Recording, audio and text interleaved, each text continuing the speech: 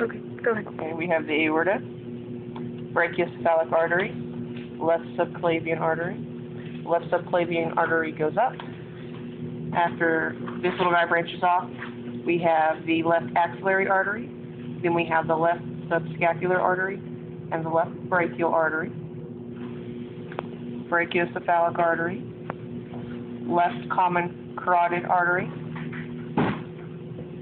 right subclavian artery, and we have right common carotid artery, right axillary artery.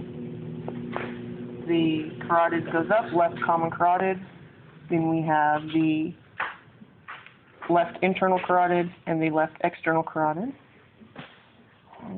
Okay.